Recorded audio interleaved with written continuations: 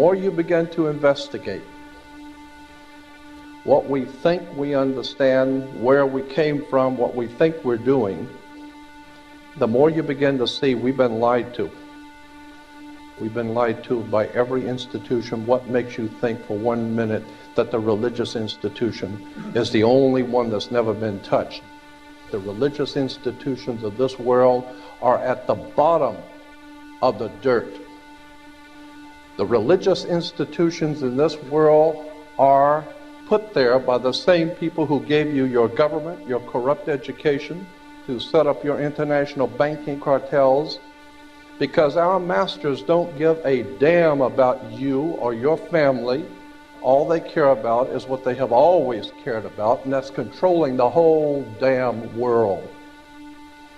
We have been misled away from the true and divine presence in the universe that men have called God. I don't know what God is, but I know what he isn't. And unless and until you are prepared to look at the whole truth, and wherever it may go, whoever it may lead to, if you want to look the other way, or if you want to play favorites, then somewhere along the line you're going to find out you're messing with divine justice. The more you educate yourself, the more you understand where things come from, the more obvious things become, and you begin to see lies everywhere. You have to know the truth and seek the truth, and the truth will set you free.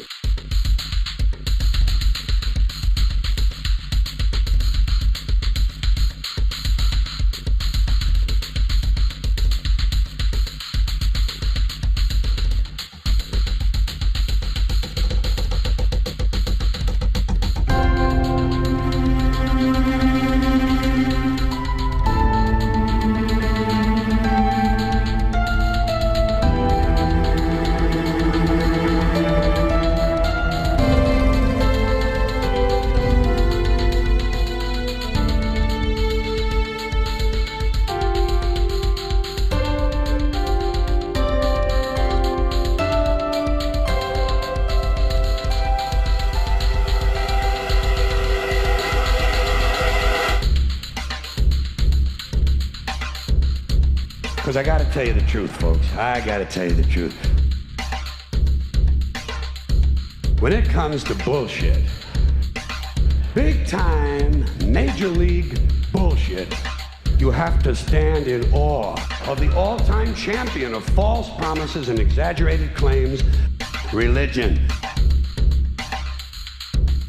Think about it. Religion has actually convinced people that there's an invisible man living in the sky who watches everything you do every minute of every day. And the invisible man has a special list of 10 things he does not want you to do. And if you do any of these 10 things, he has a special place full of fire and smoke and burning and torture and anguish where he will send you to live and suffer and burn and choke and scream and cry forever and ever till the end of time. But he loves you.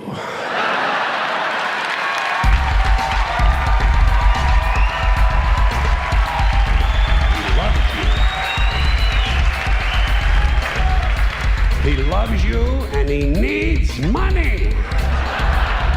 He always needs money. He's all powerful, all perfect, all knowing, and all wise. Somehow, just can't handle money. Religion takes in billions of dollars, they pay no taxes, and they always need a little more. Now, you talk about a good bullshit story. Holy shit.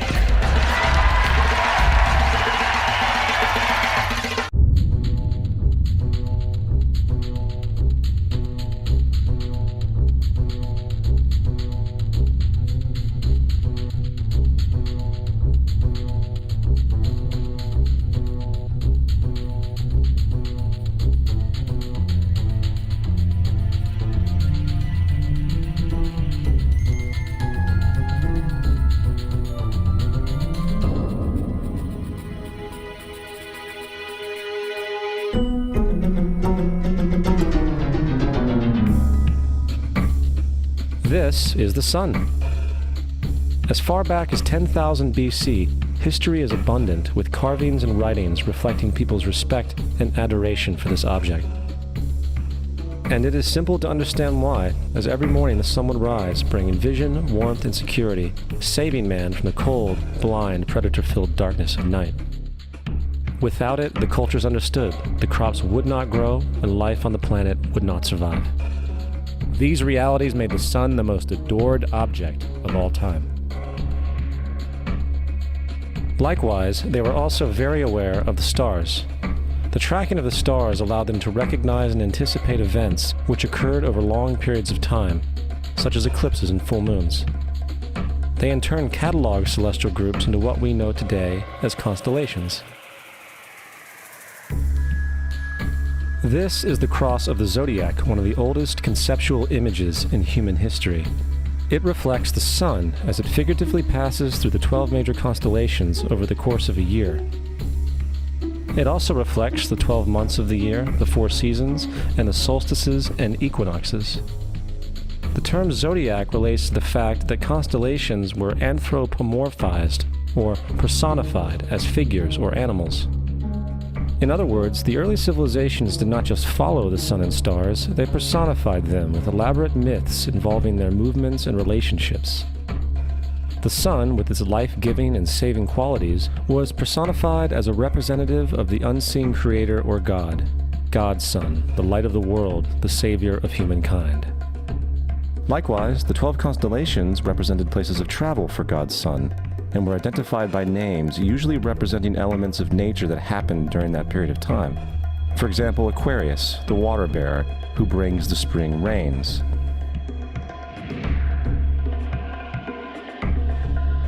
This is Horus. He is the sun god of Egypt of around 3000 BC. He is the sun anthropomorphized, and his life is a series of allegorical myths involving the sun's movement in the sky. From the ancient hieroglyphics in Egypt, we know much about this solar messiah. For instance, Horus, being the sun or the light, had an enemy known as Set, and Set was the personification of the darkness or night. And, metaphorically speaking, every morning Horus would win the battle against Set, while in the evening Set would conquer Horus and send him into the underworld. It is important to note that dark versus light, or good versus evil, is one of the most ubiquitous mythological dualities ever known, and is still expressed on many levels to this day. Broadly speaking, the story of Horus is as follows. Horus was born on December 25th of the Virgin Isis Mary. His birth was accompanied by a star in the east, which, in turn, 3 kings followed to locate and adore the newborn savior. At the age of 12, he was a prodigal child teacher, and at the age of 30, he was baptized by a figure known as Anup, and thus began his ministry. Horus had 12 disciples he traveled about with, performing miracles such as healing the sick and walking on water. Horus was known by many gestural names such as the Truth, the Light, God's Anointed Son, the Good Shepherd, the Lamb of God, and many others. After being betrayed by Typhon, Horus was crucified, buried for 3 days, and thus resurrected. These attributes of Horus, whether original or not, seem to permeate many cultures of the world, for many other gods are found to have the same general mythological structure. Attis of Phrygia, born of the Virgin Nana on December 25th, crucified, placed in a tomb, and after 3 days was resurrected. Krishna of India, born of the Virgin Devaki, with a star in the east signaling his coming. He performed miracles with his disciples, and, upon his death, was resurrected. Dionysus of Greece, born of a virgin on December 25th, was a traveling teacher who performed miracles such as turning water into wine. He was referred to as the King of Kings, God's only begotten Son, the Alpha and Omega, and many others. And, upon his death, he was resurrected. Mithra of Persia, born of a virgin on December 25th, he had 12 disciples and performed miracles, and upon his death was buried for 3 days and thus resurrected. He was also referred to as the Truth, the Light, and many others. Interestingly, the sacred day of worship of Mithra was Sunday. The fact of the matter is, there are numerous saviors from different periods from all over the world which subscribe to these general characteristics. The question remains, why these attributes? Why the virgin birth on December 25th? Why dead for 3 days in the inevitable resurrection? Why 12 disciples or followers? To find out, let's examine the most recent of the solar messiahs. Jesus Christ was born of the Virgin Mary on December 25th in Bethlehem. His birth was announced by a star in the east, which 3 kings or magi followed to locate and adorn the new Savior. He was a child teacher at 12, and at the age of 30 he was baptized by John the Baptist, and thus began his ministry. Jesus had 12 disciples, which he traveled about with, performing miracles such as healing the sick, walking on water, raising the dead. He was also known as the King of Kings, the Son of God, the Light of the World, the Alpha and Omega, the Lamb of God, and many, many others. After being betrayed by his disciple Judas and sold for 30 pieces of silver, he was crucified, placed in a tomb, and after 3 days was resurrected and ascended into heaven. First of all, the birth sequence is completely astrological. The star in the east is Sirius, the brightest star in the night sky, which, on December 24th, aligns with the 3 brightest stars in Orion's belt. These 3 bright stars in Orion's belt are called today what they were called in ancient times, the 3 kings. And the 3 kings and the brightest star, Sirius, all point to the place of the sunrise on December 25th. This is why the 3 kings follow the star in the east, in order to locate the sunrise, the birth of the sun.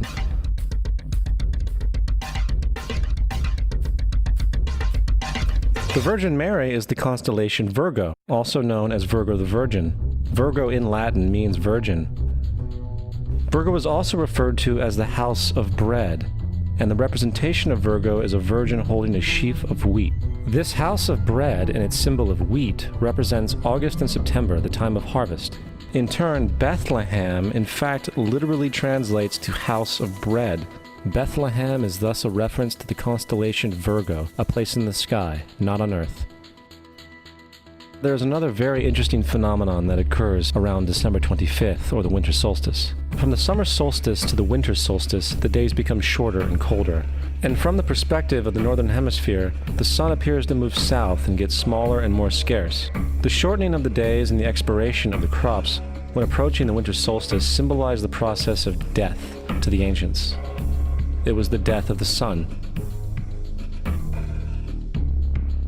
And by December 22nd, the sun's demise was fully realized, for the sun, having moved south continually for 6 months, makes it to its lowest point in the sky. Here a curious thing occurs. The sun stops moving south, at least perceivably, for 3 days. And during this 3-day pause, the sun resides in the vicinity of the Southern Cross, or Crux, constellation. And after this time, on December 25th, the sun moves 1 degree, this time north, foreshadowing longer days, warmth, and spring. And thus it was said, the sun died on the cross, was dead for 3 days, only to be resurrected or born again. This is why Jesus and numerous other sun gods share the crucifixion, 3-day death, and resurrection concept. It is the sun's transition period before it shifts its direction back into the northern hemisphere, bringing spring and thus salvation. However, they did not celebrate the resurrection of the sun until the spring equinox, or Easter. This is because at the spring equinox, the sun officially overpowers the evil darkness, as daytime thereafter becomes longer in duration than the night, and the revitalizing conditions of spring emerge. Now, probably the most obvious of all the astrological symbolism around Jesus regards the 12 disciples. They are simply the 12 constellations of the zodiac, which Jesus, being the sun, travels about with. In fact, the number 12 is replete throughout the Bible.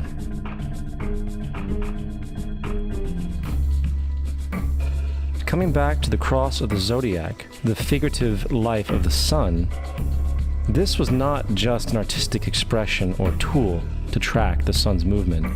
It was also a pagan spiritual symbol, the shorthand of which looked like this. This is not a symbol of Christianity. It is a pagan adaptation of the cross of the zodiac.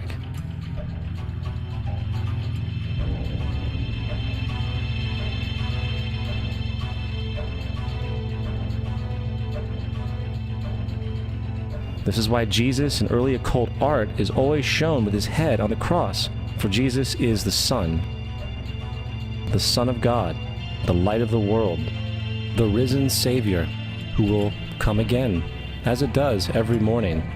The glory of God, who defends against the works of darkness, as he is born again every morning, and can be seen coming in the clouds, up in heaven, with his crown of thorns or sun rays.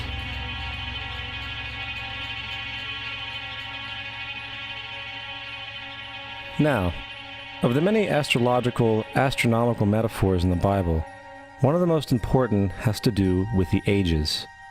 Throughout the scriptures, there are numerous references to the age.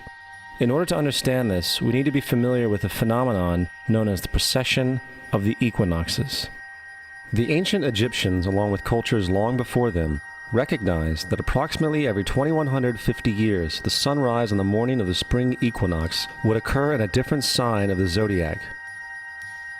This has to do with a slow, angular wobble that the Earth maintains as it rotates on its axis. It is called a precession because the constellations go backwards rather than through the normal yearly cycle. The amount of time it takes for the precession to go through all 12 signs is roughly 25,765 years.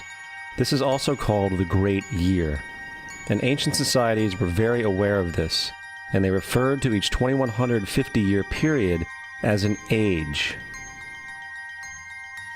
From 4300 BC to 2150 BC, it was the age of Taurus, the bull. From 2150 BC to 1 AD, it was the age of Aries, the ram. And from 1 AD to 2150 AD, it is the age of Pisces, the age we are still in to this day. And in and around 2150, we will enter the new age, the age of Aquarius. Now, the Bible reflects, broadly speaking, a symbolic movement through 3 ages while foreshadowing a 4th.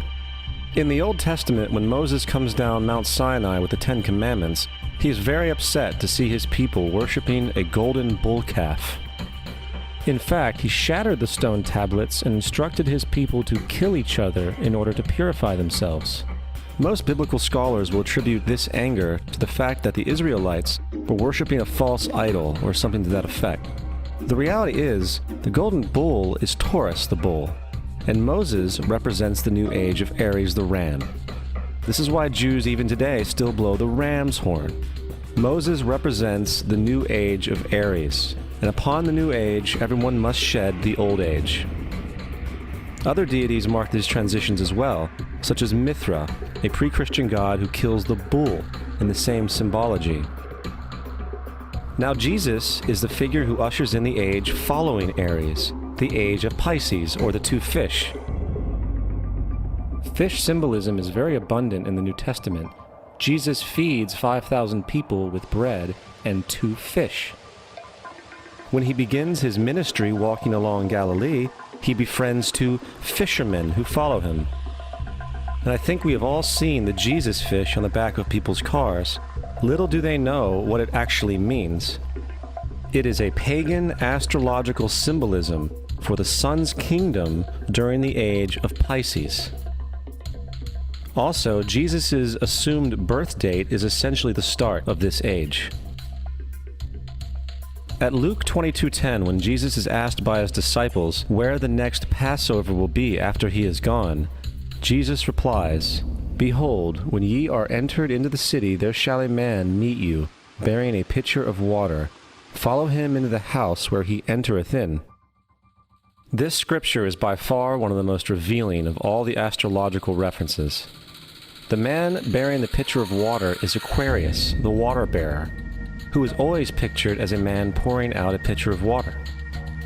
He represents the age after Pisces, and when the sun, God's Son, leaves the age of Pisces, Jesus, it will go into the house of Aquarius, as Aquarius follows Pisces in the precession of the equinoxes. All Jesus is saying is that after the age of Pisces will come the age of Aquarius.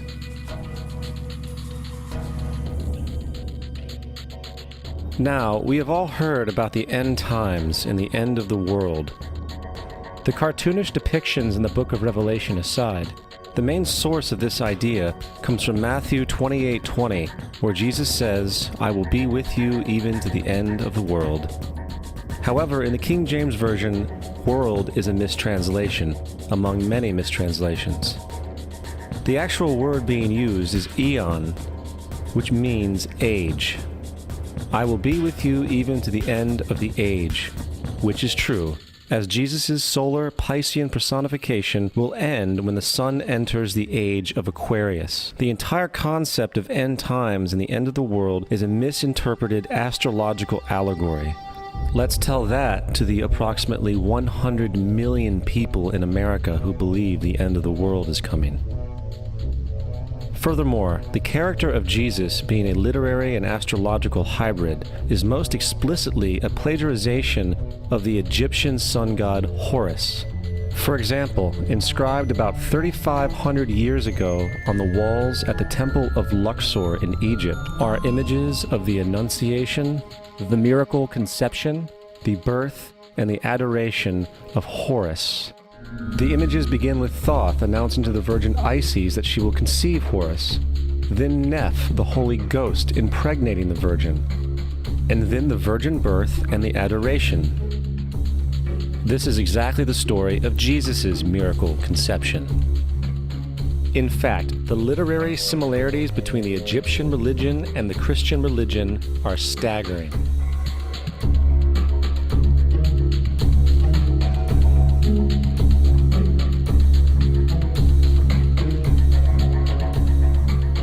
And the plagiarism is continuous. The story of Noah and Noah's Ark is taken directly from tradition. The concept of the Great Flood is ubiquitous throughout the ancient world, with over 200 cited claims in different periods and times. However, one need look no further for a pre-Christian source than the Epic of Gilgamesh, written in 2600 BC. This story talks of a great flood commanded by God, an ark with saved animals upon it, and even the release and return of a dove, all held in common with the biblical story, among many other similarities. And then there is the plagiarized story of Moses. Upon Moses' birth, it is said that he was placed in a reed basket and set adrift in a river in order to avoid infanticide. He was later rescued by a daughter of royalty and raised by her as a prince. This baby in a basket story was lifted directly from the myth of Sargon of Akkad of around 2250 BC. Sargon was born, placed in a reed basket in order to avoid infanticide, and set adrift in a river. He was in turn rescued and raised by Aki, a royal midwife. Furthermore, Moses is known as the lawgiver, the giver of the Ten Commandments, the Mosaic Law. However, the idea of a law being passed from God to a prophet up on a mountain is also a very old motif. Moses is just another lawgiver in a long line of lawgivers in mythological history. In India, Manu was the great lawgiver. In Crete, Minos ascended Mount Dicta, where Zeus gave him the sacred laws, while in Egypt there was Meses, who carried stone tablets and upon them the laws of God were written. Manu, Minos, Meses, Moses. And as far as the Ten Commandments, they are taken outright from spell 125 in the Egyptian Book of the Dead. What the Book of the Dead phrased, "I have not stolen," became "Thou shalt not steal." "I have not killed," became "Thou shalt not kill." "I have not told lies," became "Thou shalt not bear false witness," and so forth. In fact, the Egyptian religion is likely the primary foundational basis for the Judeo-Christian theology. Baptism, afterlife, final judgment, virgin birth, death and resurrection, crucifixion, the Ark of the Covenant, circumcision, saviors, Holy Communion, Great Flood, Easter, Christmas, Passover, and many, many more are all attributes of Egyptian ideas long predating Christianity and Judaism. Justin Martyr, one of the first Christian historians and defenders, wrote, "When we say that he, Jesus Christ, our teacher, was produced without sexual union, was crucified and died and rose again and ascended into heaven, we propound nothing different from what you believe regarding those who you esteem sons of Jupiter." In a different writing, Justin Martyr said, "He was born of a virgin, except this in common with what you believe of Perseus." It's obvious that Justin and other early Christians knew how similar Christianity was to the pagan religions. However, Justin had a solution. As far as he was concerned, the devil did it. The devil had the foresight to come before Christ and create his characteristics in the pagan world. Fundamentalist Christianity, fascinating. These people actually believe the world is 12,000 years old. Swear to God. I actually asked one of these guys, okay, dinosaur fossils. He says, dinosaur fossils? God put those here to test our faith.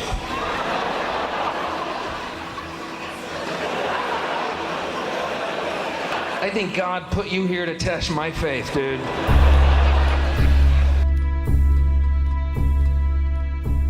The Bible is nothing more than an astrotheological literary hybrid, just like nearly all religious myths before it. In fact, the aspect of transference of one character's attributes to a new character can be found within the book itself. In the Old Testament, there is the story of Joseph. Joseph was a prototype for Jesus. Joseph was born of a miracle birth. Jesus was born of a miracle birth. Joseph was of 12 brothers. Jesus had 12 disciples. Joseph was sold for 20 pieces of silver. Jesus was sold for 30 pieces of silver. Brother Judah suggests the sale of Joseph. Disciple Judas suggests the sale of Jesus. Joseph began his work at the age of 30. Jesus began his work at the age of 30. The parallels go on and on. Furthermore, is there any non-biblical historical evidence of any person living with the name Jesus, the son of Mary, who traveled about with 12 followers, healing people and the like? There are numerous historians who lived in and around the Mediterranean, either during or soon after the assumed life of Jesus. How many of these historians document this figure? Not one. However, to be fair, that doesn't mean defenders of the historical Jesus haven't claimed the contrary. 4 historians are typically referenced to justify Jesus' existence. Pliny the Younger, Suetonius, and Tacitus are the first 3. Each one of their entries consists of only a few sentences at best, and only refer to Christus or the Christ, which in fact is not a name but a title. It means the Anointed One. The 4th source is Josephus, and this source has been proven to be a forgery for hundreds of years. Sadly, it is still cited as truth. You would think that a guy who rose from the dead and ascended into heaven for all eyes to see and performed the wealth of miracles acclaimed to him would have made it into the historical record. It didn't, because once the evidence is weighed, there are very high odds that the figure known as Jesus did not even exist.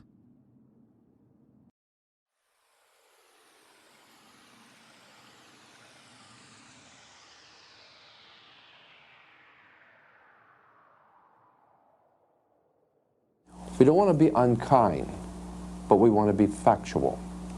We don't want to cause hurt feelings, but we want to be academically correct in what we understand and know to be true.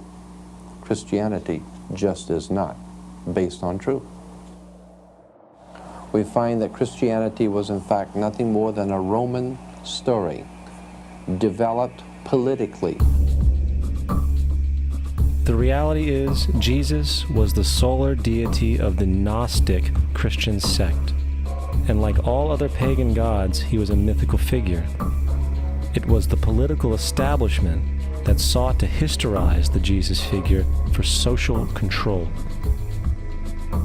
By 325 AD in Rome, Emperor Constantine convened the Council of Nicaea. It was during this meeting that the politically motivated Christian doctrines were established, and thus began a long history of Christian bloodshed and spiritual fraud. And for the next 1600 years, the Vatican maintained a political stranglehold on all of Europe, leading to such joyous periods as the Dark Ages, along with enlightening events such as the Crusades and the Inquisition.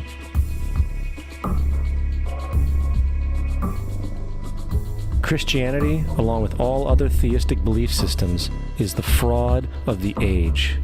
It serves to detach the species from the natural world, and likewise each other.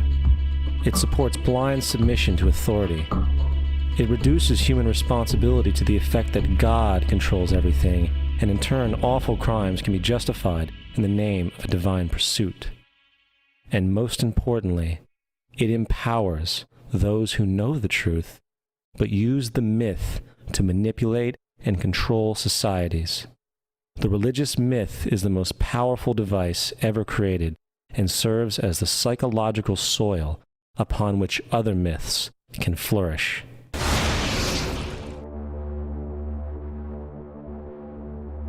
A myth is an idea that, while widely believed, is false. In a deeper sense, in the religious sense, a myth serves as an orienting and mobilizing story for a people. The focus is not on the story's relation to reality, but on its function. A story cannot function unless it is believed to be true in the community or the nation. It is not a matter of debate. If some people have the bad taste to raise the question of the truth of the sacred story, the keepers of the faith do not enter into debate with them. They ignore them or denounce them as blasphemers.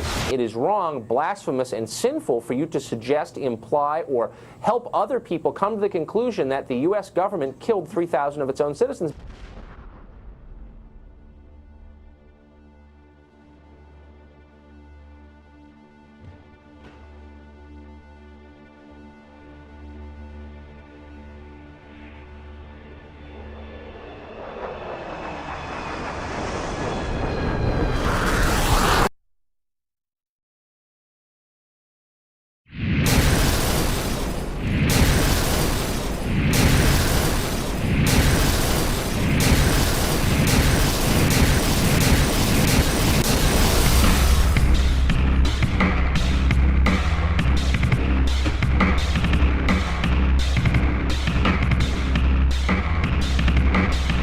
As if a demolition team set off when you see the old demolitions of these old buildings. It looks like one of those scenes of an old building being purposely dynamited and blown up. Anybody who's ever watched a building being demolished on purpose knows that if you're going to do this, you have to get at the under-infrastructure of a building and bring it down. The way the structure is collapsing, this was the result of something that was planned. It's not accidental that the first tower just happened to collapse and then the second tower just happened to collapse in exactly the same way.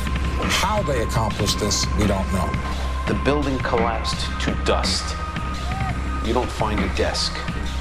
You don't find a chair. You don't find a telephone, a computer. The biggest piece of a telephone I found was half of the keypad, and it was about this big. What happened to the concrete? The concrete was pulverized from river to river. There was dust powder 2-3 inches thick. The concrete was just pulverized. Reminiscent of those pictures we've all seen too much on television before, when a building was deliberately destroyed by well-placed dynamite to knock it down. If they had detonated, if they were planned to take down a building. Boom, boom, boom, boom, boom. I heard a second explosion. There was a heavy-duty explosion. Then there was those secondary explosions and then the subsequent collapses. An explosion blew and it knocked everybody over. To me, it sounded like an explosion. It sounded like gunfire. Bang, bang, bang, bang, bang. And then all of a sudden, 3 big explosions. We heard a big explosion coming down. And then the entire top of the building just blew up. We saw some kind of explosion. By the force of the explosions. Big explosion. Blew us back into the 8th floor. Then we get to the lobby, there's this big explosion.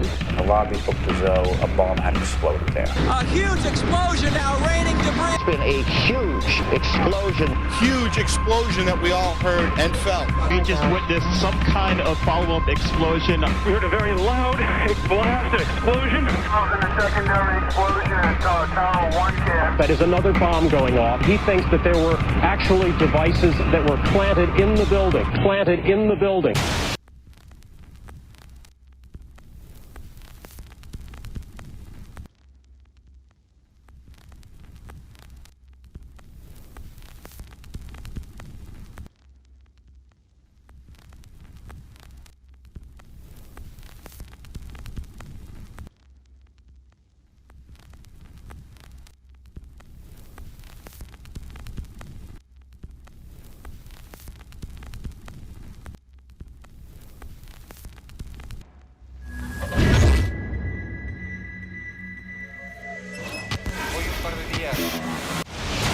I don't think anybody could have predicted that they would try to use an airplane as a missile, a hijacked airplane as a missile. Nobody in our government, at least, and I don't think the prior government that could envision flying airplanes into buildings.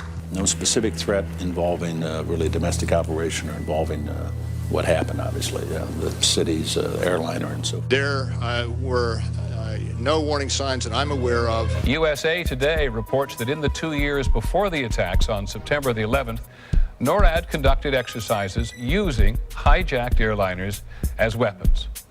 And one target was the World Trade Center.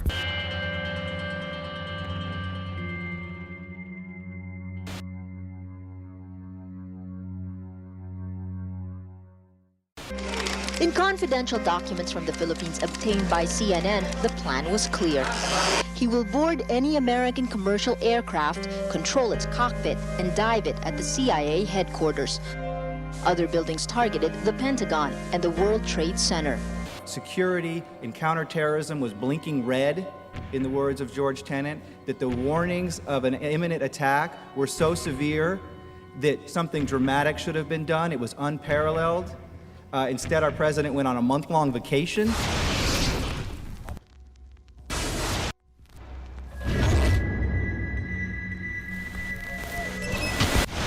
The head of Pakistani intelligence at the ISI, Mahmoud Ahmed, requested Omar Sheikh to wire $100,000 to Mohammed Atta, who was the lead hijacker. Hijacker Mohammed Atta received wire transfers via Pakistan. The man sending the money to Atta is believed to be Ahmed Umar Saeed Sheikh. Omar Sheikh admitted he was supported by the Pakistan government's intelligence service, the ISI.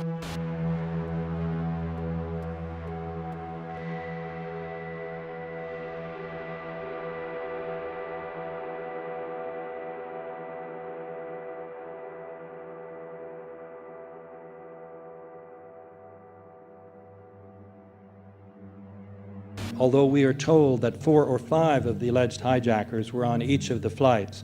If so, their names should have been on the flight manifests. But the flight manifests that have been released contain neither the names of the alleged hijackers nor any Arab names whatsoever. We know that the men who were supposedly the hijackers had their houses, cars, credit cards paid for by the U.S. government. They were, in truth, agents. Evidence was also apparently planted. The passport of one of the hijackers on Flight 11 was allegedly found in the rubble. Goes through the fireball, through the side of the plane, and comes down the ground unscathed. But something happened. For 6 months, they reported they had this passport. Boy, we've got it. We've got the proof. And then the guy stood up and was alive. Several of these 19 men are still alive.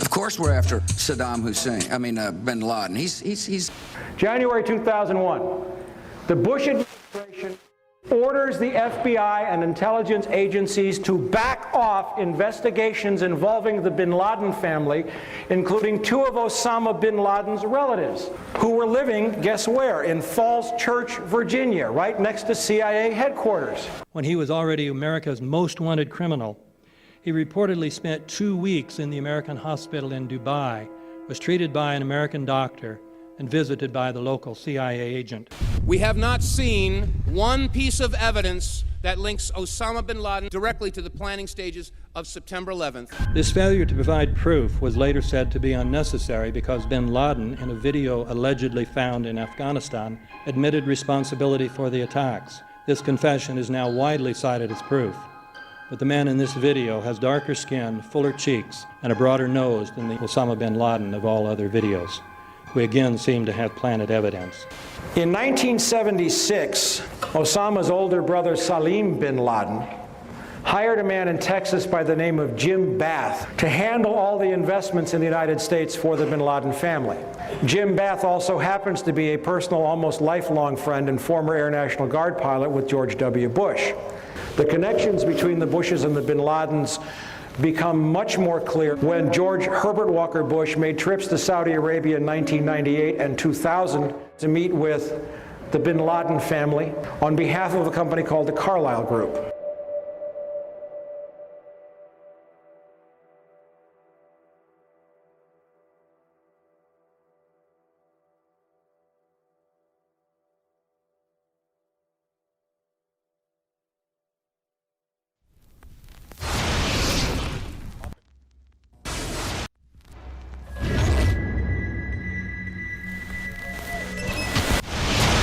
How could anyone fly a 60-ton, 125-foot wide, 44-foot tall plane through this obstacle course? The aircraft, before striking the Pentagon, reportedly executed a 270-degree downward spiral, and yet Hani Hanjour was known as a terrible pilot who could not safely fly even a small plane.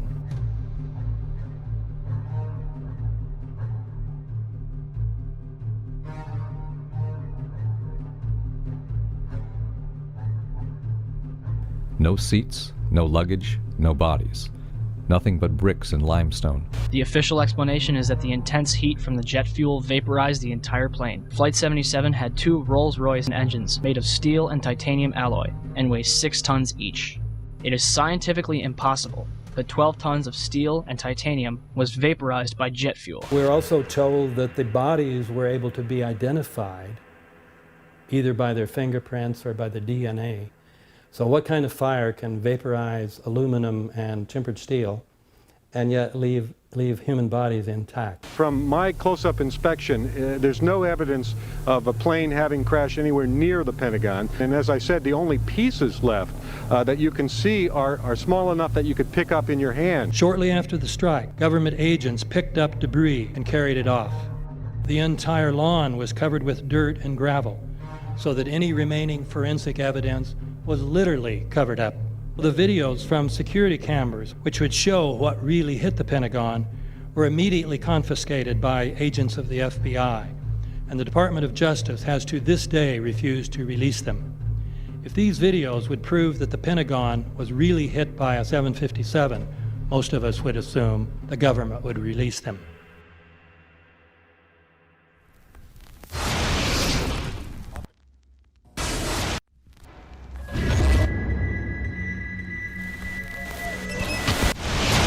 It looks like there's nothing there except for a hole in the ground.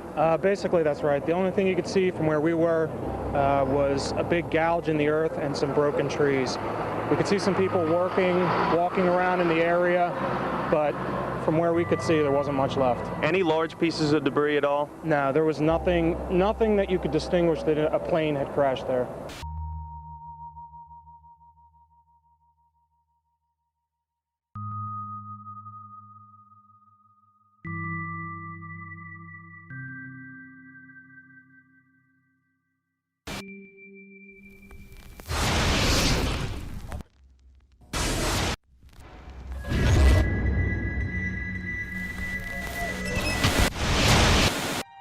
Pancake theory, according to which the fires, while not melting the steel, heated it up sufficiently to cause the floors weakened by the airplane strikes to break loose from the steel columns, and this started a chain reaction. So you would expect then from that theory, which is the official theory, to see a whole stack of floors piled up on top of each other and then a spindle of core columns standing too. The core of each of the twin towers consisted of 47 massive steel columns. If the floors had broken loose from them, these columns would have still been sticking up into the air 1,000 feet. The plane did not cut all those core columns. We designed the buildings to take the impact of the Boeing 707 hitting the building at any location. The building probably could sustain multiple impacts of jetliners. That the plane flew straight into the building. Through him, right. So you're saying that the building was actually designed to cope with a hole like that and still survive? Yeah, it was. If you had dropped, say, a billiard ball from the top of the World Trade Center, 110 floors up there, it would have taken 8 to 10 seconds to hit the ground, encountering no resistance whatsoever. The Twin Towers came down in nearly free fall speed. 200,000 tons of steel, shatters, and explodes outwards over 500 feet. This means that floors shattered at an average rate of about 10 floors per second. There is no scenario for a pancake effect of buildings falling that allows them to fall at the rate of free fall. Now what can do that? What can move mass out of the way? Explosives.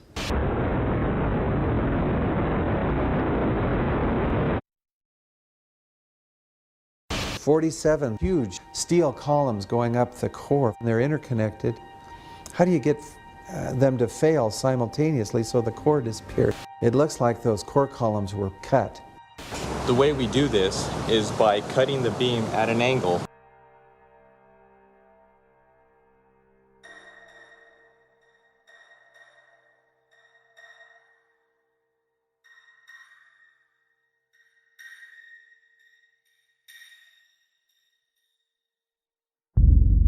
I started looking at the molten metal. All three buildings, both towers, in the rubble, in the basement areas, and Building 7, there's these pools of molten metal.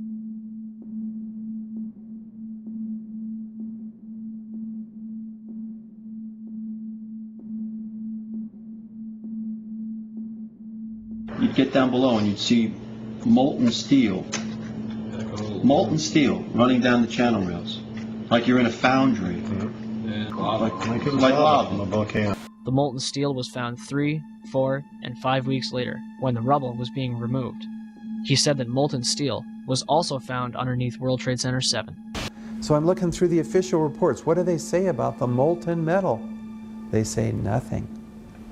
But wait a minute. This is important evidence. So where'd that come from?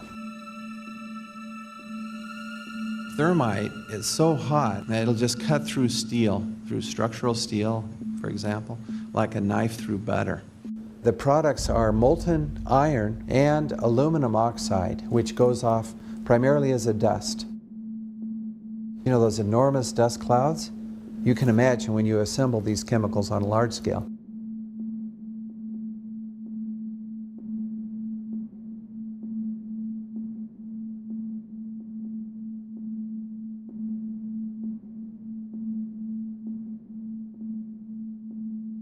Molten metal pools under both towers after they collapsed, and Building 7. Now, Building 7 wasn't even hit by a jet. Part of the problem is that most people simply don't know much about Building 7 due to the extraordinary secrecy surrounding this collapse. And this was a 47-story skyscraper. This building fell at 5:25. It was not hit by a plane.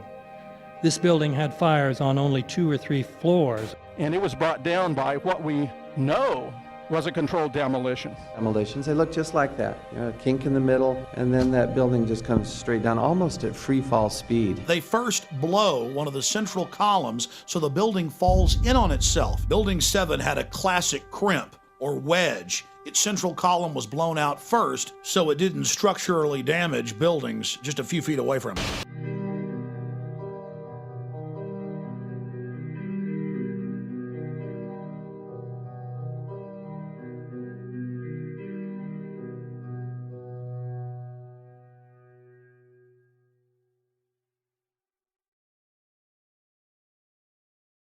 Our office was on the B1 level. As I was talking to a supervisor at 8:46, and all of a sudden we hear, boom! An explosion so hard that pushed us upwards. And it came from the basement between the B2 level and the B3 level. And when I went to verbalize, we hear, boom! The impact of the plane on the top. As I'm walking by the main freight corridor building in the corridor, that's when I got blown.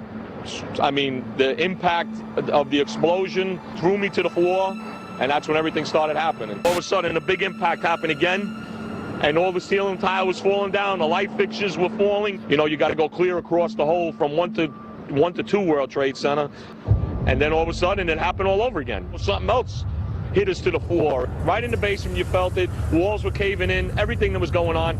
I mean, I know of people that got killed in the basement. I know of people that got broken legs in the basement. People that got reconstructive surgery because the walls hit them in the face.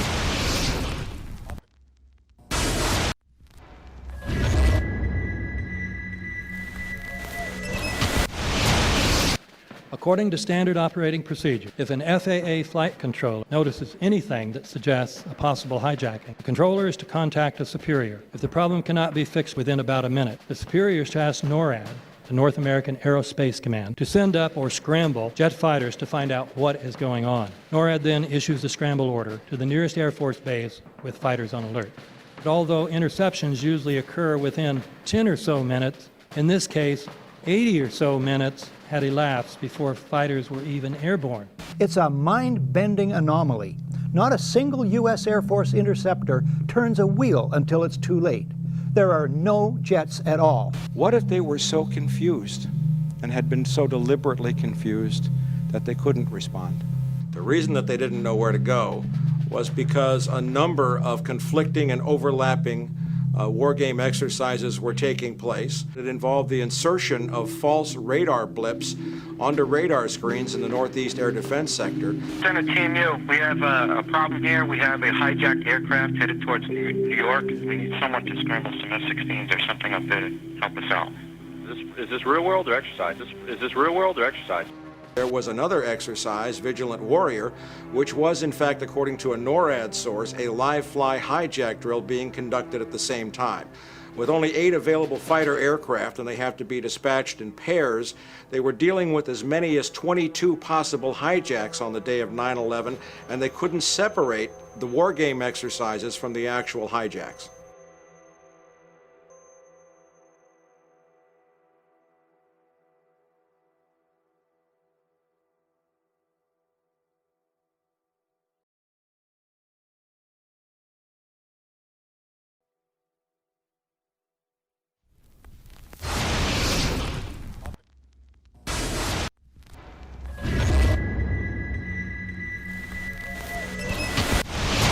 Page 172.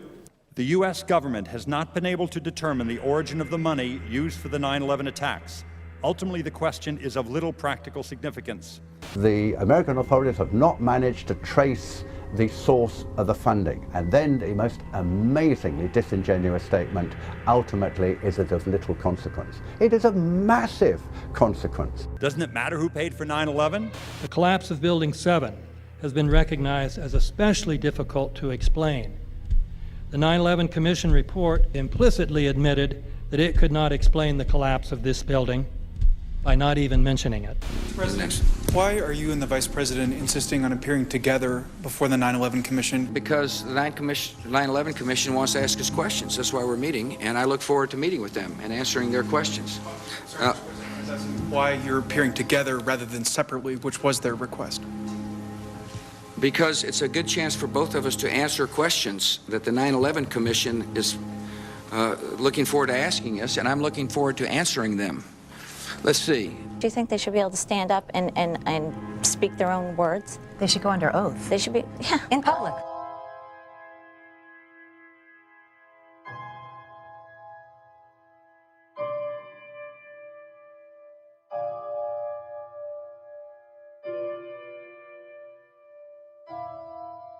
Don't you think that the families deserve to have a transcript or to be able to see what you Adam, said? you asked me that question yesterday. For an I answer got the today. same answer, yeah.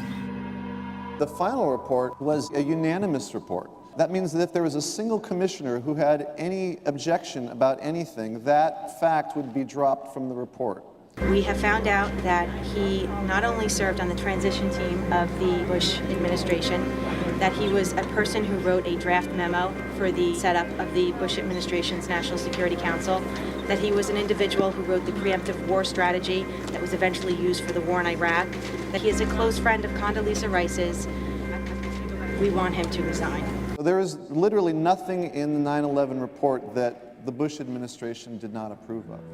We can understand, therefore, why the Commission, under Zelikow's leadership, would have ignored all the evidence that would point to the truth, that 9/11 was a false flag operation intended to authorize the doctrines and funds needed for a new level of imperial mobilization.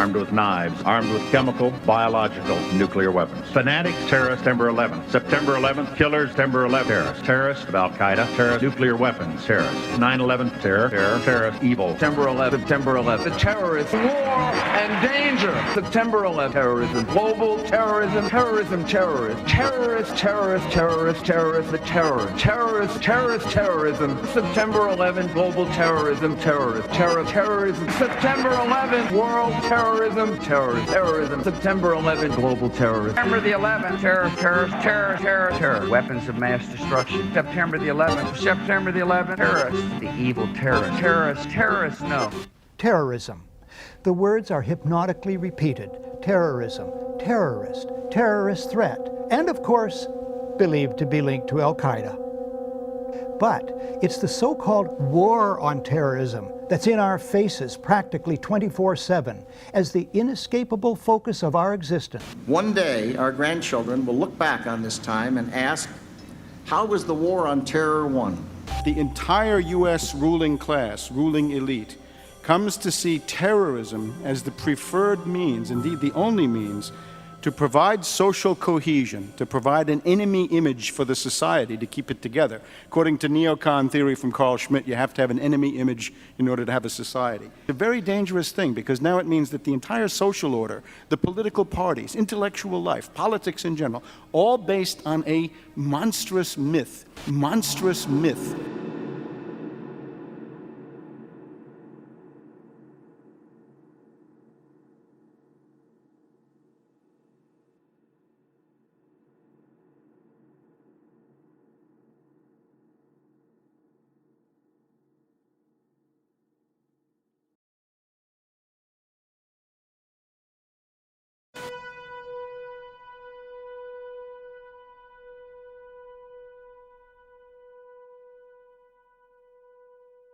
Look, the CIA has done in this country, what they've done to us is unbelievable.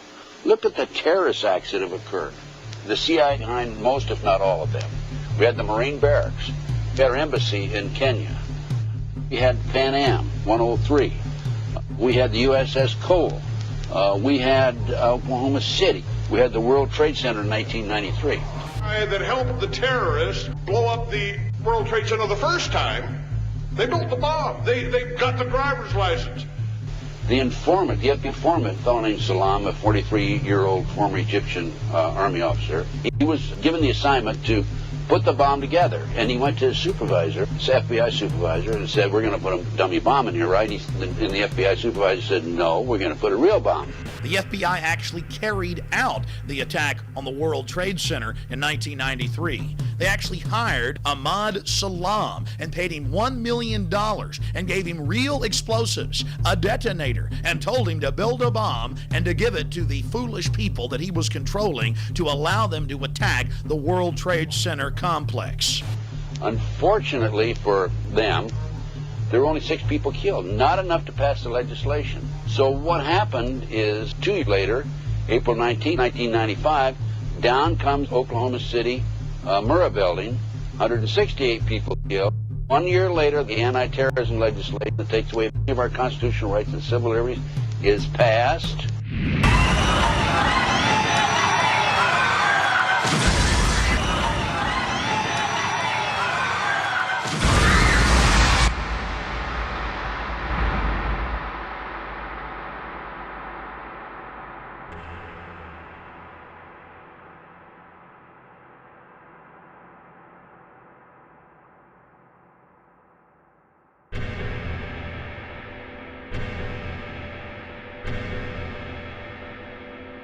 Because at 9:30 this morning, we were actually running an exercise for over a company of 1,000 people in London, based on simultaneous bombs going off precisely at the railway stations that happened this morning. So I still have the hairs on the back of my neck standing upright. To get this quite straight, you were running an exercise to see how you would cope with this, and it happened while you were running the exercise? Precisely.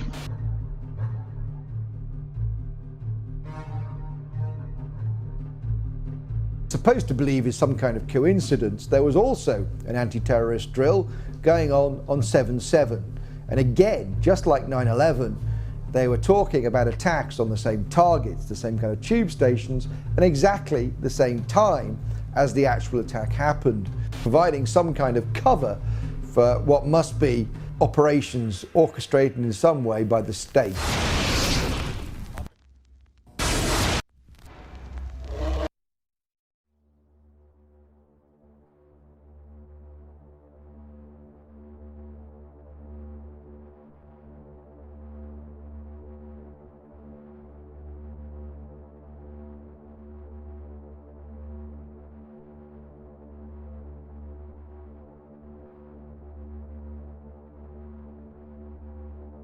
I am absolutely appalled at how much people in this country do not think. We are given to understand that, that an Arabic guy out there up in the mountains financed the most elaborate attack on this country. Do you think some people in a cave, were able to have NORAD stand down? Do you think that people in a cave were able to have all of this happen? And when I think about how many Americans were killed in New York City, and believing as I do that this thing was a setup job, this is a textbook operation that Nazis used, and they've used it over and over again. America has been suckered in one more time. I don't have to tell you things are bad. Everybody knows things are bad. The dollar buys a nickel's worth. Banks are going bust. Shopkeepers keep a gun under the counter. Punks are running wild in the street, and there's nobody anywhere who seems to know what to do, and there's no end to it. We know the air is unfit to breathe, and our food is unfit to eat. We sit watching our TVs while some local newscaster tells us that today we had 15 homicides and 63 violent crimes, as if that's the way it's supposed to be. We know things are bad, worse than bad. They're crazy. It's like everything everywhere is going crazy, so we don't go out anymore. We sit in the house, and slowly the world we're living in is getting smaller, and all we say is, please, at least leave us alone in our living rooms. Let me have my toaster and my TV and my steel-belted radios, and I won't say anything. Just leave us alone. Well, I'm not going to leave you alone. I want you to get mad. I don't want you to protest. I don't want you to riot. I don't want you to write to your congressmen because I wouldn't know what to tell you to write. I don't know what to do about the depression and the inflation and the Russians and the crime in the street. All I know is that first, you've got to get mad. You've got to say, I'm a human being. God damn it. My life has value.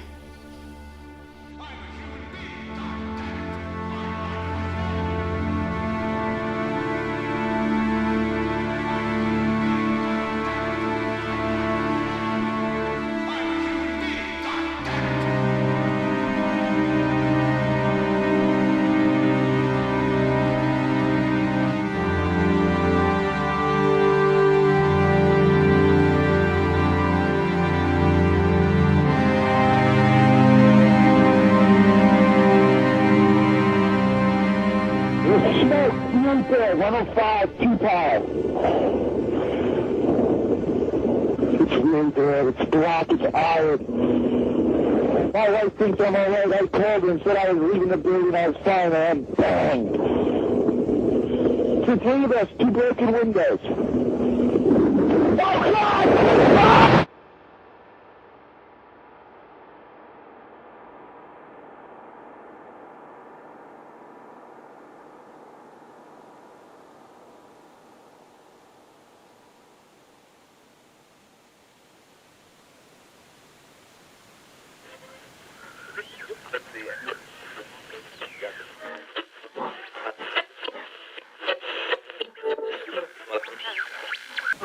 When hostilities commenced in Europe in 1939, it was realized that the American people had no intention of entering the war.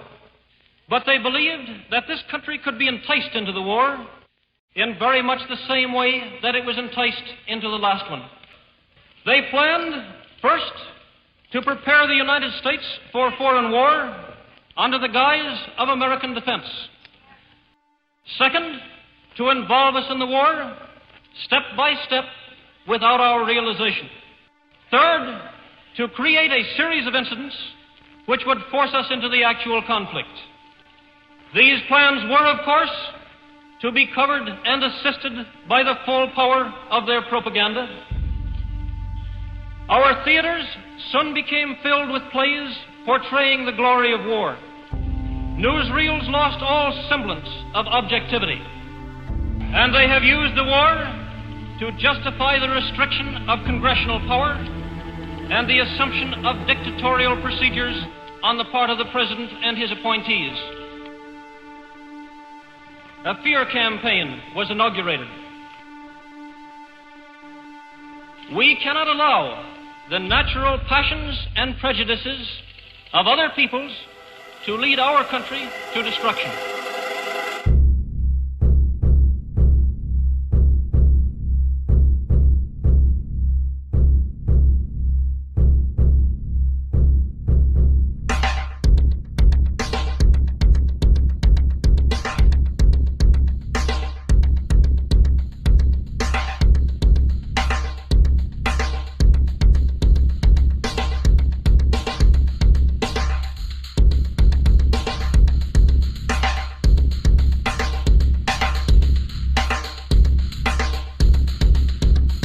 (1775), the American Revolutionary War began as the American colonies sought to detach from England and its oppressive monarchy. Though many reasons are cited for the revolution, one in particular sticks out as the prime cause: that King George III of England outlawed the interest-free, independent currency the colonies were producing and using for themselves, in turn forcing them to borrow money from the Central Bank of England at interest, immediately putting the colonies into debt. And as Benjamin Franklin later wrote, the refusal of King George III to allow the colonies to operate an honest money system which freed the ordinary man from the clutches of the money manipulators was probably the prime cause of the revolution. In 1783, America won its independence from England. However, its battle against the central bank concept and the corrupt, greed-filled men associated with it had just begun. So what is a central bank? A central bank is an institution that produces the currency of an entire nation. Based on historical precedent, two specific powers are inherent in central banking practice: the control of interest rates and the control of the money supply, or inflation. The central bank does not simply supply a government's economy with money, it loans it to them at interest. Then, through the use of increasing and decreasing the supply of money, the central bank regulates the value of the currency being issued. It is critical to understand that the entire structure of this system can only produce one thing in the long run: debt. It doesn't take a lot of ingenuity to figure this scam out. For every single dollar produced by the central bank is loaned at interest. That means every single dollar produced is actually the dollar plus a certain percent of debt based on that dollar. And since the central bank has the monopoly over the production of the currency for the entire country, and they loan each dollar out with immediate debt attached to it, where does the money to pay for the debt come from? It can only come from the central bank again, which means the central bank has to perpetually increase its money supply to temporarily cover the outstanding debt created, which in turn, since that new money is loaned out at interest as well, creates even more debt. The end result of this system without fail is slavery, for it is impossible for the government and thus the public to ever come out of the self-generating debt. The founding fathers of this country were well aware of this.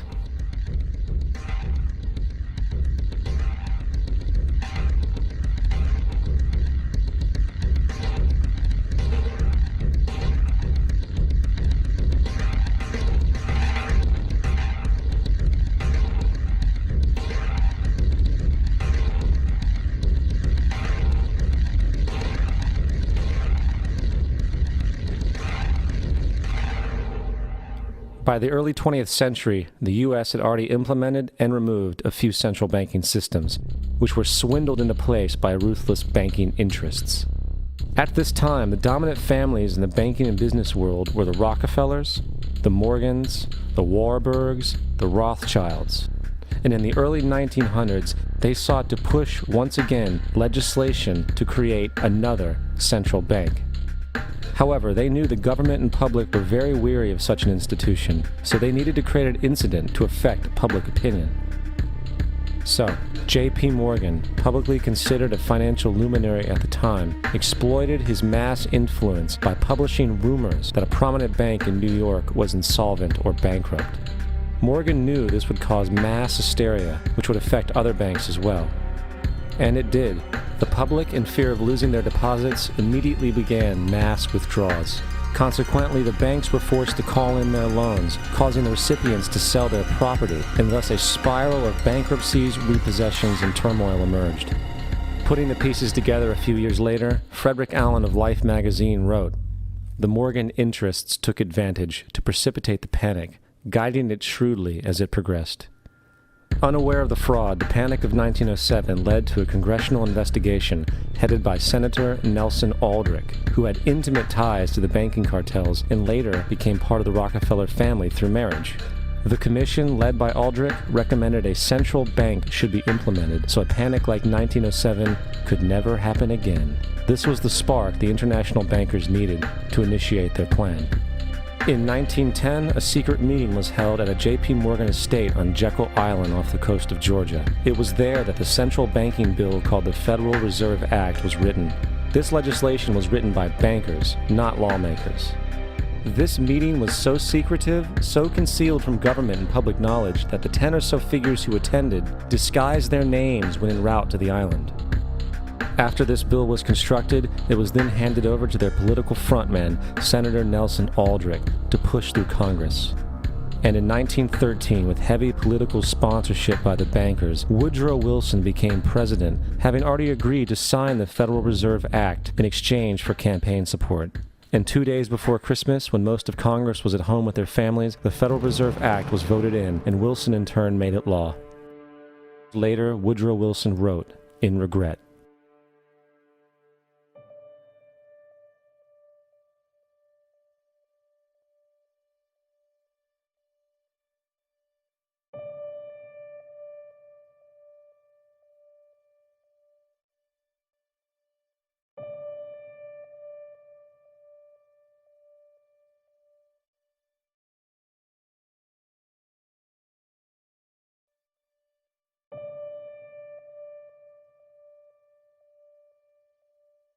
Congressman Louis McFadden also expressed the truth after the passage of the bill.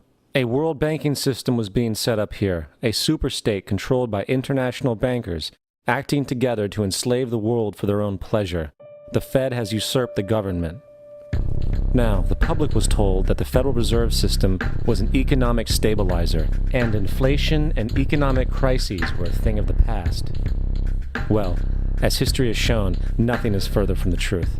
The fact is, the international bankers now had a streamlined machine to expand their personal ambitions. It's alive! It's alive! It's alive! For example, from 1914 to 1919, the Fed increased the money supply by nearly 100%, resulting in extensive loans to small banks and the public. Then, in 1920, the Fed called in mass percentages of the outstanding money supply, thus resulting in the supporting banks having to call in huge numbers of loans, and, just like 1907, bank runs, bankruptcy, and collapse occurred. Over 5,400 competitive banks outside of the Federal Reserve System collapsed, further consolidating the monopoly of a small group of international bankers. Privy to this crime, Congressman Lindbergh stepped up and said in 1921, "Under the Federal Reserve Act, panics are scientifically created. The present panic is the first scientifically created one, worked out as we figure a mathematical equation." However, the panic of 1920 was just a warm-up. From 1921 to 1929, the Fed again increased the money supply, resulting once again in extensive loans to the public and banks. There was also a fairly new type of loan called a margin loan in the stock market. Very simply, the margin loan allowed an investor to put down only 10% of a stock's price, with the other 90% being loaned through the broker. In other words, a person could own $1,000 worth of stock with only $100 down. This method was very popular in the roaring 1920s, as everyone seemed to be making money in the market. However, there was a catch to this loan. It could be called in at any time and had to be paid within 24 hours. This is termed a margin call, and the typical result of a margin call is the selling of the stock purchased with the loan. So, a few months before October in 1929, J.D. Rockefeller, Bernard Baruch, and other insiders quietly exited the market, and on October 24, 1929, the New York financiers who furnished the margin loans started calling them in masse. This sparked an instantaneous, massive sell-off in the market, for everyone had to cover the margin loans. It then triggered mass bank runs for the same reason, in turn collapsing over 16,000 banks, enabling the conspiring international bankers to not only buy up rival banks at a discount, but to also buy up whole corporations at pennies on the dollar. It was the greatest robbery in American history. But that didn't stop there. Rather than expanding the money supply in order to recover from this economic collapse, the Fed actually contracted it, fueling one of the largest depressions in history. Once again outraged, Congressman Louis McFadden, a longtime opponent of the banking cartels, began bringing impeachment proceedings against the Federal Reserve Board, saying of the crash and depression, it was a carefully contrived occurrence. International bankers sought to bring about a condition of despair so that they might emerge the rulers of us all. Not surprisingly, and after 2 previous assassination attempts, McFadden was poisoned at a banquet before he could push for the impeachment. Now, having reduced the society to squalor, the Federal Reserve bankers decided that the gold standard should be removed. In order to do this, they needed to acquire the remaining gold in the system. So, under the pretense of helping to end the Depression, came the 1933 gold seizure. Under the threat of imprisonment for 10 years, everyone in America was required to turn in all gold bullion to the Treasury, essentially robbing the public of what little wealth they had left. And at the end of 1933, the gold standard was abolished. If you look at a dollar bill from before 1933, it says it is redeemable in gold. You look at a dollar bill today, it says it is legal tender, which means it is backed by absolutely nothing. It is worthless paper. The only thing that gives our money value is how much of it is in circulation. Therefore, the power to regulate the money supply is also the power to regulate its value, which is also the power to bring entire economies and societies to its knees.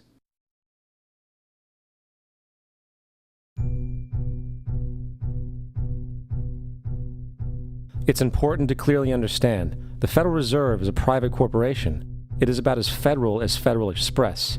It makes its own policies and is under virtually no regulation by the U.S. government. It is a private bank that loans all the currency at interest to the government, completely consistent with the fraudulent central banking model that the country sought to escape from when it declared independence in the American Revolutionary War. Now, going back to 1913, the Federal Reserve Act was not the only unconstitutional bill pushed through Congress. They also pushed the federal income tax. It's worthwhile to point out that the American public's ignorance towards the federal income tax is a testament to how dumbed down and oblivious the American population really is. First of all, the federal income tax is completely unconstitutional, as it is a direct, unapportioned tax. All direct taxes have to be apportioned to be legal based on the Constitution. Secondly, the required number of states in order to ratify the amendment to allow the income tax was never met, and this has even been cited in modern court cases.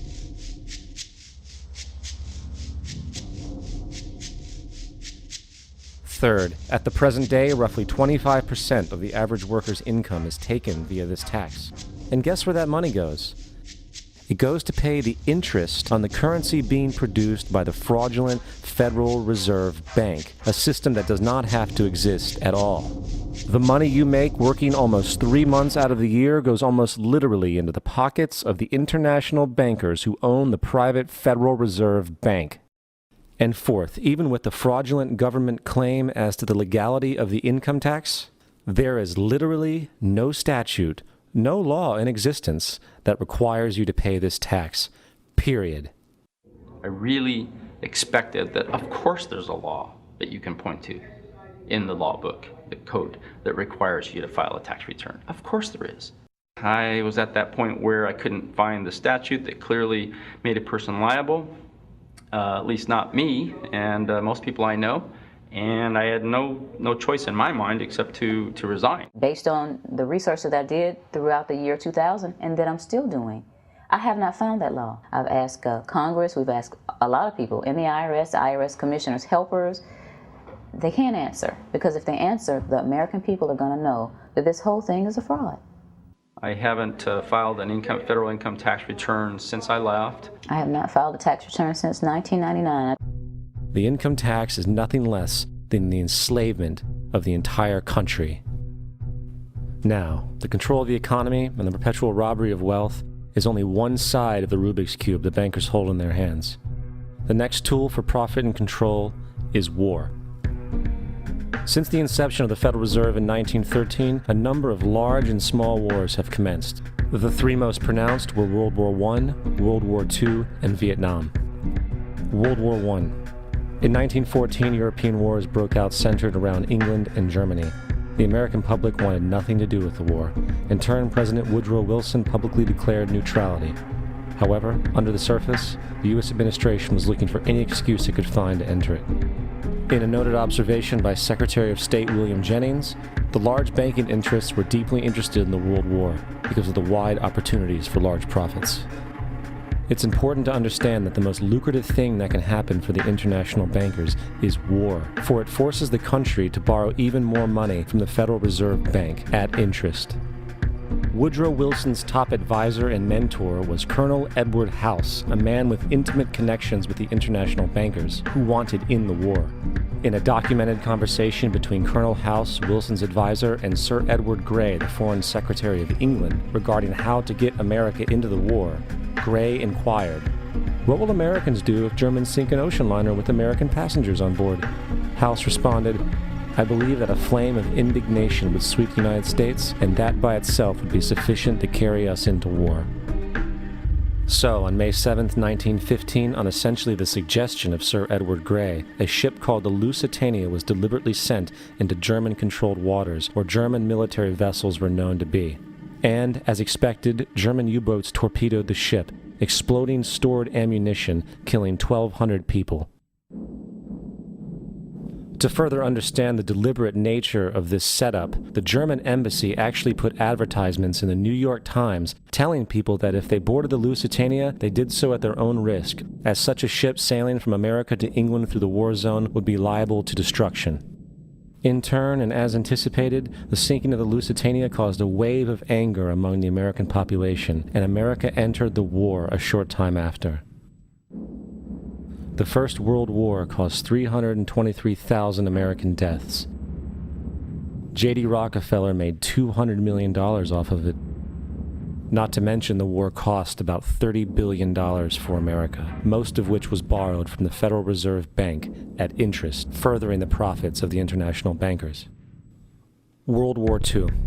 On December 7, 1941, Japan attacked the American fleet at Pearl Harbor, triggering our entry into that war. President Franklin D. Roosevelt declared the attack was a day that will live in infamy. A day of infamy indeed, but not because of the alleged surprise attack on Pearl Harbor. After 60 years of surfacing information, it is clear that not only was the attack on Pearl Harbor known weeks in advance, it was outright wanted and provoked. Roosevelt, whose family had been New York bankers since the 18th century, whose uncle Frederick was on the original Federal Reserve Board, was very sympathetic to the interests of the international bankers, and the interest was to enter the war, as we've seen, nothing is more profitable for international bankers than war. In a journal entry by Roosevelt's Secretary of War Henry Stimson, dated November 25, 1941, he documented a conversation he had with Roosevelt. The question was, how should we maneuver them into firing the first shot? It was desirable to make sure the Japanese be the ones to do this, so that there should remain no doubt as to who were the aggressors. In the months leading up to the attack on Pearl Harbor, Roosevelt had done almost everything in his power to anger the Japanese, showing a posture of aggression. He halted all of Japan's imports of American petroleum. He froze all the Japanese assets in the United States. He made public loans to nationalist China and supplied military aid to the British, both enemies of Japan in the war, which, by the way, is completely in violation of international war rules. And on December 4th, 3 days before the attack, Australian intelligence told Roosevelt about a Japanese task force moving towards Pearl Harbor. Roosevelt ignored it. So, as hoped and allowed, on December 7th, 1941, Japan attacked Pearl Harbor, killing 2,400 soldiers. Before Pearl Harbor, 83% of the American public wanted nothing to do with the war. After Pearl Harbor, 1 million men volunteered for the war. It is important to note, Nazi Germany's war effort was largely supported by two organizations, one of which was called IG Farben. IG Farben produced 84% of Germany's explosives, and even the Zyklon B used in the concentration camps to kill millions. One of the unspoken partners of IG Farben was J.D. Rockefeller's Standard Oil Company in America. In fact, the German Air Force could not operate without a special additive patented by Rockefeller's Standard Oil. The drastic bombing of London by Nazi Germany, for example, was made possible by a $20 million sale of fuel to IG Farben by the Rockefeller Standard Oil Company. This is just one small point on the topic of how American business funded both sides of World War II. One other treasonous organization worth mentioning is the Union Banking Corporation of New York City. Not only did it finance numerous aspects of Hitler's rise to power, along with actual materials during the war, it was also a Nazi money laundering bank, which was eventually exposed for having millions of dollars of Nazi money in its vaults. The Union Banking Corporation of New York was eventually seized for violations of the Trading with the Enemy Act. Guess who the director and vice president of the Union Bank was? Prescott Bush, our current president's grandfather, and of course our former president's father. Keep that in mind when considering the moral and political dispositions of the Bush family. Vietnam. The United States' official declaration of war on North Vietnam in 1964 came after an alleged incident involving 2 U.S. destroyers being attacked by North Vietnamese PT boats in the Gulf of Tonkin. This was known as the Gulf of Tonkin Incident. This single situation was the catalytic pretext for massive troop deployment and full-fledged warfare. One problem, however, the attack on the U.S. destroyers by Vietnamese PT boats never happened. It was a completely staged event to have an excuse to enter the war. Former Secretary of Defense Robert McNamara stated years later that the Gulf of Tonkin incident was a mistake, while many other insiders and officers have come forward, relaying that it was a contrived farce, a complete lie. Once in the war, it was business as usual. In October 1966, President Lyndon Johnson lifted trading restrictions on the Soviet bloc, knowing full well that the Soviets were providing upwards of 80% of North Vietnam's war supplies. Consequently, Rockefeller interests financed factories in the Soviet Union, which the Soviets used to manufacture military equipment and send it to North Vietnam. However, the funding of both sides of this conflict was only one side of the coin. In 1985, Vietnam's rules of engagement were declassified. This detailed what American troops were and were not allowed to do in the war. It included absurdities like North Vietnamese anti-aircraft missile systems could not be bombed until they were known to be fully operational. No enemy could be pursued once they crossed the border of Laos or Cambodia. And most revealing of all, the most critical strategic targets were not allowed to be attacked unless initiated by high military officials. Apart from these imposed ludicrous limitations, North Vietnam was informed of these restrictions and therefore could base entire strategies around the limitations of the American forces. This is why the war went on so long. And the bottom line is this: the Vietnam War was never meant to be won, just sustained. This war for profit resulted in 58,000 American deaths and 3 million dead Vietnamese. So, where are we now? September 11th was the jumpstart for what is now an accelerated agenda by the ruthless elite. It was a staged war pretext no different than the sinking of the Lusitania, the provoking of Pearl Harbor, and the Gulf of Tonkin lie. In fact, if 9/11 wasn't a planned war pretext, it would be an exception to the rule. It has been used to launch 2 unprovoked illegal wars, one against Iraq and one against Afghanistan. However, 9/11 was a pretext for another war as well, the war against you. The Patriot Act, Homeland Security, the Military Tribunals Act, and other legislations are all completely and entirely designed to destroy your civil liberties and limit your ability to fight back against what is coming.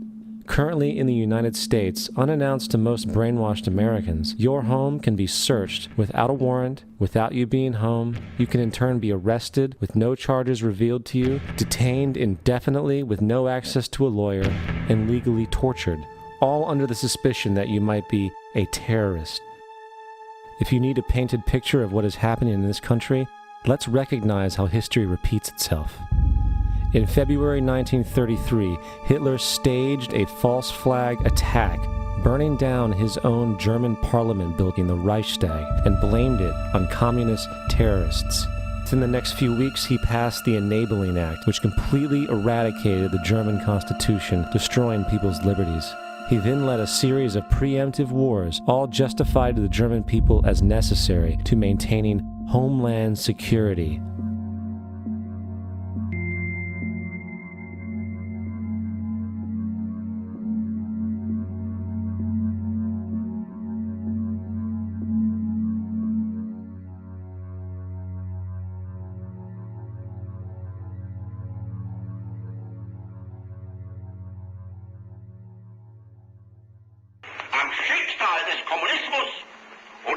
ihm verprügeln mit anderen Organisationen. Ändert dies nicht.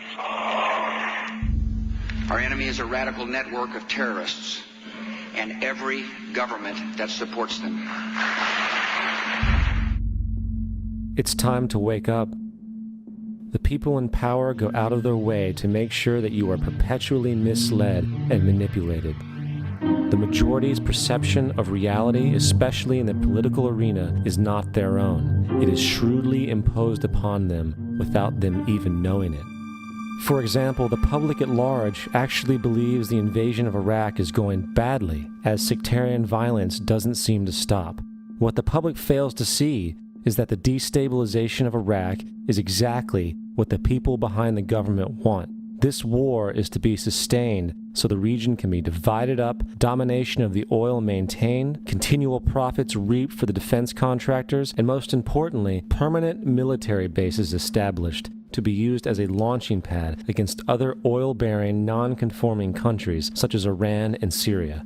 For further implication that the civil war and destabilization is purely intentional, in 2005, 2 elite British SAS officers were arrested by Iraqi police after being caught driving around in their car shooting at civilians while dressed up as Arabs.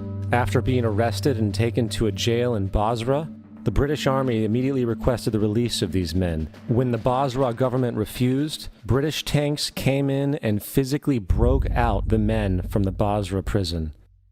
If you wish to destroy an area, how do you do it? Well, there are 2 ways. You can go in there and bomb it and so forth, but that is not very efficient. What you do is you try to get the people in that area to kill each other and to destroy their own territory, their own farms. And that's what's been done in that area. The way in which you destroy an opponent is get him to destroy himself by dividing his ranks against one another. Then you feed both sides. You have agents feeding both sides, inflaming both sides. And they kill each other off. And it's time that some of us woke up to this reality to understand that people who try to maintain empires and create empires do it by manipulating the people they're trying to conquer. You might want to ask yourself why the entire culture is utterly saturated with mass media entertainment from all sides, while the educational system in America continues its stupefying downward slide since the U.S. government decided to take over and subsidize the public school system. What your government pays for, it gets. When we understand that, then we look at government-financed institutions of education and see the kind of students and the kind of education that's being turned out by these government-financed schools. Logic will tell you that if what is being turned out in those schools was not in accord with what the state and the federal government wanted, then it would change it. The bottom line is that the government is getting what they have ordered. They do not want your children to be educated. They do not want you to think too much.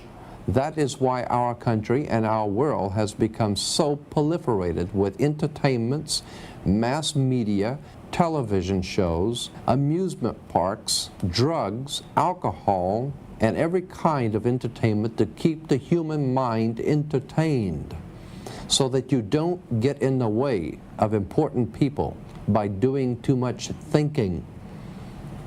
You had better wake up and understand that there are people who are guiding your life and you don't even know it. We're in a lot of trouble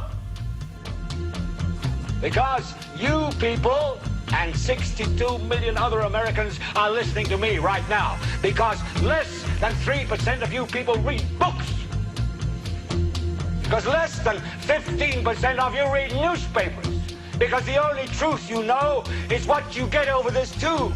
Right now, there is an entire generation that never knew anything that didn't come out of this tube. This tube is the gospel, the ultimate revelation. This tube can make or break presidents, popes, prime ministers. This tube is the most awesome goddamn force in the whole godless world. And woe woe is us if it ever falls into the hands of the wrong people. And when the largest company in the world controls the most awesome goddamn propaganda force in the whole godless world, who knows what shit will be peddled for truth on this network. So you listen to me. Listen to me. Television is not the truth. Television is a goddamn amusement park. Television is a circus, a carnival, a traveling troupe of acrobats, storytellers, dancers, singers, jugglers, sideshow freaks, lion tamers, and football players. We're in the boredom-killing business. But you people sit there day after day, night after night, all ages, colors, creeds. We're all you know. You're beginning to believe the illusions we're spinning here. You're beginning to think that the tube is reality and that your own lives are unreal. You do whatever the tube tells you. You dress like the tube. You eat like the tube. You raise your children like the tube. You even think like the tube. This is mass madness, you maniacs. In God's name, you people are the real thing. We are the illusion. The last thing the men behind the curtain want is a conscious, informed public capable of critical thinking, which is why a continually fraudulent zeitgeist is output via religion, the mass media, and the educational system. They seek to keep you in a distracted, naive bubble, and they are doing a damn good job of it. In 2005, an arrangement between Canada, Mexico, and the United States was made. This arrangement, unannounced to the public, unregulated by Congress, merges the United States, Mexico, and Canada into one entity, erasing all borders. It's called the North American Union, and you might want to ask yourself why you've never heard of this. In fact, there is only one mainstream reporter who has actually heard of and has had the courage to cover this issue.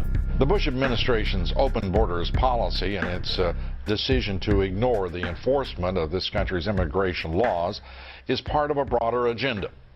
President Bush signed a formal agreement that will end the United States as we know it, and he took the step without approval from either the U.S. Congress or the people of the United States. It's a deal that few have even heard of. It's being done again by very few people at the very top on behalf of the investment class, but the working class of people, political officials across our country, from communities, from cities and so forth, they don't know anything about this. This isn't some trade agreement. It is a total removal of sovereignty from these countries, which will also result in a completely new currency called the Amero. Fall. Apart from that, I think one thing people who are dollar-based need to focus on is the Amero. That's the one thing that nobody's talking about that I think is going to have a big impact on everybody's life in Canada, the U.S., and Mexico. The Amero is the proposed new currency for the North American community, which is being developed right now between Canada, the U.S., and Mexico to make a borderless community, much like the EU, and the dollar, Canadian dollar, U.S. dollar, and the Mexican peso replaced by the Amero. By default of this agreement, the American Constitution will eventually be obsolete. You would think that a situation like this would be on the cover of every major newspaper. That is until you realize that the people who are behind this movement are the same people behind the mainstream media, and you are not told what you're not supposed to know. The North American Union is the same concept as the European Union, the African Union, and the soon-to-be Asian Union, and the same people are behind all of them. And, when the time is right, the North American Union, the European Union, the African Union, and the Asian Union will be merged together, forming the final stages of a plan these men have been working on for over 60 years. A one-world government.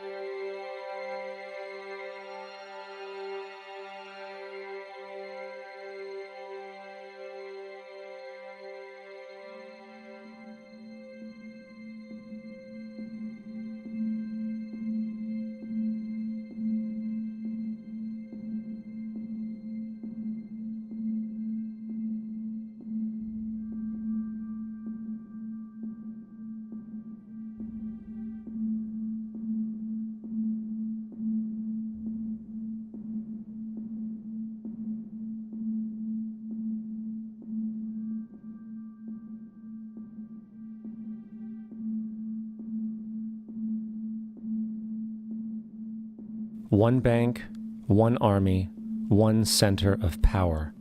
And if we have learned anything from history, it is that power corrupts, and absolute power corrupts absolutely. This is Aaron Russo, a filmmaker and former politician. To his left is Nicholas Rockefeller of the infamous Rockefeller banking and business dynasty. After maintaining a close friendship with Nicholas Rockefeller, Aaron eventually ended the relationship, appalled by what he had learned about the Rockefellers and their ambitions. I got a call one day from an attorney woman I knew, and she said, "Would you like to meet one of the Rockefellers?" I said, "Sure, I'd love to." And we became friends, and he began to divulge a lot of things to me. So he said to me one night, he said that there's going to be an event there, and out of that event, you're going to see we're going to go into Afghanistan, so we can run pipelines from the Caspian Sea. We're going to go into Iraq to take the oil and establish a base in the Middle East, and we're going to go into Venezuela and try and get rid of Chavez. And the first two they've accomplished. Chavez they didn't accomplish. And he said you're going to see guys going into caves looking for looking for people that they're never going to find. You know, he was laughing about the fact that you have this war on terror. There's no real enemy. He's talking about how by having this war on terror, you can never win it because so it's an eternal war. And so you can always keep taking people's liberties away. And I said, how are you going to convince people that this war is real? He says, but the media. The media can convince everybody it's real. I mean, you know, it's just that you keep talking about things. You keep saying it over and over and over again, and eventually people believe it. You know, you created the Federal Reserve in 1913 through lies. You create 9/11, which is another lie. Through 9/11, then you're fighting a war on terror, and now all of a sudden you go into Iraq, which was another lie, and now they're going to do Iran. You know, and it's all one thing leading to another, leading to another, leading to another. Now, I would say, what are you doing this for? What's the point of this thing? You have all the money in the world you ever want. You have all the power. I said, you know, you're hurting people. It's not a good thing. And he would say, what do you care about the people for? Take care of yourself and you take care of your family. And then I said to him, what are the ultimate goals here? He said, the ultimate goal is to get everybody in this world chipped with the RFID chip and have all money be on those chips and everything on those chips. And if anybody wants to protest what we do or violate what we want, we just turn off their chip. That's right, microchipped. In 2005, Congress, under the pretense of immigration control and the so-called war on terrorism, passed the Real ID Act, under which it is projected by May 2008, you will be required to carry around a federal identification card, which includes on it a scannable barcode with your personal information. However, this barcode is only an intermediary step before the card is equipped with a VeriChip RFID tracking module, which will use radio frequencies to track your every move on the planet. If this sounds foreign to you, please note that the RFID tracking chip is already in all new American passports. And the final step is the implanted chip, which many people have already been manipulated into accepting under different pretenses. We have a Florida family who are really pioneers in a brave new world. They have volunteered to be the first ever to have microchip identification devices implanted into their body. After 9/11, I was really concerned with the security of my family. I wouldn't mind having something planted permanently in my arm that would identify me. In the end, everybody will be locked into a monitored control grid where every single action you perform is documented. And if you get out of line, they can just turn off your chip, for at that point in time, every single aspect of society will revolve around interactions with the chips. This is the picture that is painted for the future if you open your eyes to see it. A centralized one-world economy where everyone's moves and everyone's transactions are tracked and monitored, all rights removed. The most incredible aspect of all. These totalitarian elements will not be forced upon the people. The people will demand them. For the social manipulation of society through the generation of fear and division has completely detached humans from their sense of power and reality. A process which has been going on for centuries, if not millennia. Religion, patriotism, race, wealth, class, and every other form of arbitrary, separatist identification and thus conceit has served to create a controlled population, utterly malleable in the hands of the few. Divide and conquer is the motto, And as long as people continue to see themselves as separate from everything else, they lend themselves to being completely enslaved. The men behind the curtain know this, and they also know that if people ever realize the truth of their relationship to nature and the truth of their personal power, the entire manufactured zeitgeist they prey upon will collapse like a house of cards.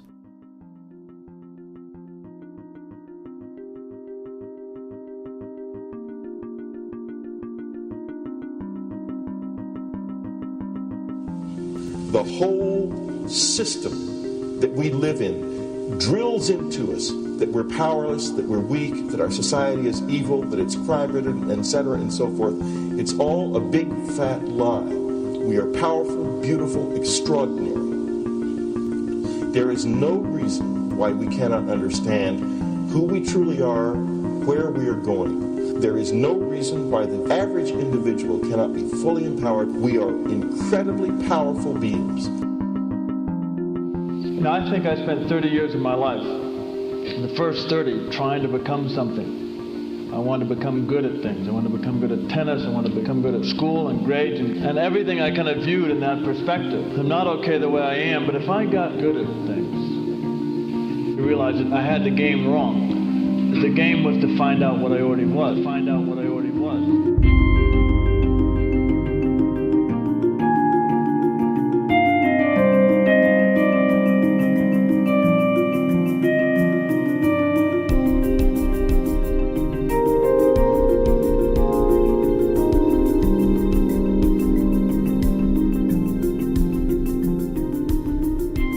Now, in our culture, we've been trained for individual differences to stand out. So you look at each person, immediately it is brighter, dumber, older, younger, richer, poorer, and we make all these dimensional distinctions, put them in categories, and treat them that way. And we get so that we only see others as separate from ourselves in the ways in which they're separate. And one of the dramatic characteristics of experience is being with another person and suddenly seeing the ways in which they are like you, not different from you, and experiencing the fact that which is essence in you and which is essence in me is indeed one. The understanding that there is no other. It is all one. And I wasn't born Richard Albert, I was just born as a human being, and then I learned this whole business of who I am and whether I'm good or bad or achieving or not. All that's learned along the way.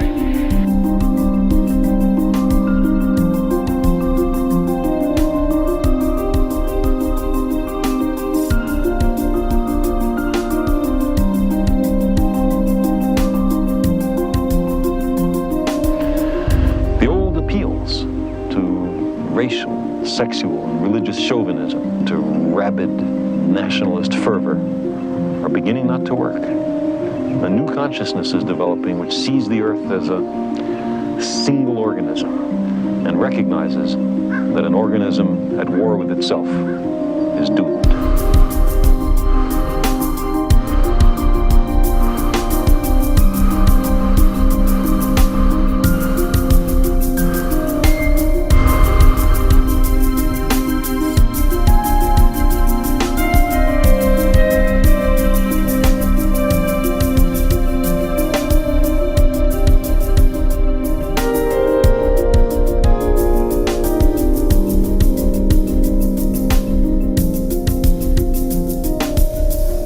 Bill Hicks used to finish his shows with this.